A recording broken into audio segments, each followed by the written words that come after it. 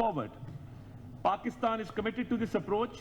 In our national adaptation communication, we have highlighted the essential role that cultural heritage plays in strengthening community, identity, well-being and resilience. Protecting cultural heritage not only honors our past, but enhances stability and prosperity in a changing climate.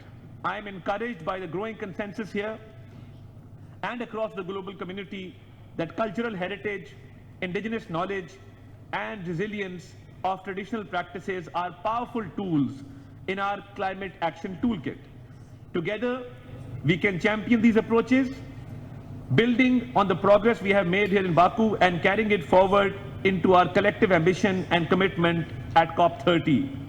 As I conclude, I am reminded of Nelson Mandela's words, the true power of culture is in its ability to transform lives, enable people to reach beyond their limitations.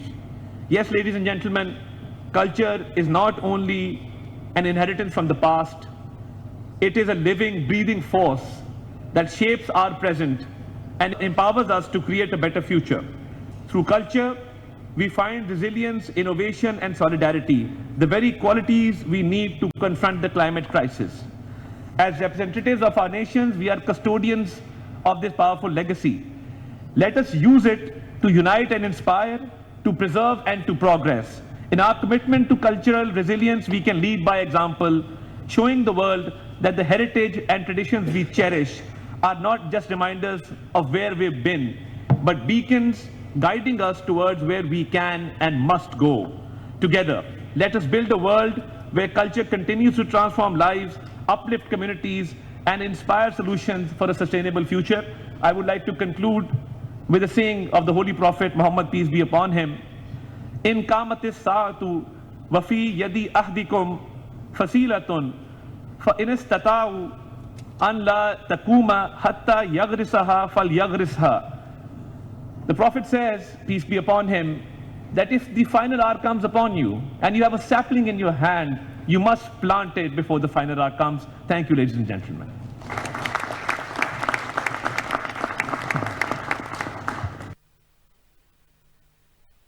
Bismillahirrahmanirrahim. Excellencies, honorable ladies and gentlemen, Assalamu alaikum and a very good afternoon. Let me begin by extending my heartfelt commendations to Azerbaijan, the UAE and Brazil for bringing us together for the second high-level ministerial dialogue on culture-based climate action. Here in Baku, a city that breathes history and radiates cultural vibrancy, we find ourselves surrounded by reminders of the strength and resilience that heritage brings to our lives. The city stands as a testament to what culture can achieve. It preserves the past, shapes the present, and guides us towards a more resilient future. As I reflect upon the legacy of places like Baku, I am reminded of the cultural gems back home in Pakistan, where a people of the Indus Valley civilization, which originated around the banks and tributaries of the mighty river Indus, which is also home to one of the world's UNESCO heritage sites, Mohenjo-daro, which dates back to 2500 BC.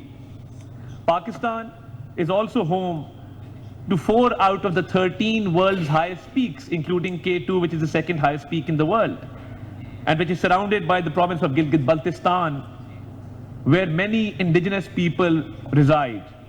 I would like to express my gratitude to His Highness Prince Rahim Aga Khan and the Aga Khan Foundation for the wonderful work that they've done for the indigenous people of Gilgit-Baltistan. Today, as we convene here to discuss about how we can channel these values, our ingenuity, creativity and resilience to address one of the greatest challenges of our time, the global climate crisis. Across the world, communities are feeling the devastating impacts of climate change. In Pakistan, we only contribute 0.5% of carbon emissions globally. But when it comes to loss and damage and vulnerability, we're amongst the top 10 countries in the world to face this vulnerable challenge. Severe floods, rising temperatures, and growing vulnerability of our culture and natural heritage pose a great threat. In 2022, we were faced with one of the most devastating floods.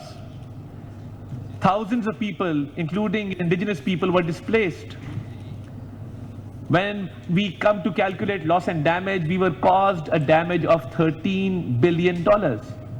We faced the risk of not only losing lives and livelihoods, but also the irreplaceable traditions, knowledge, and sites that define who we are.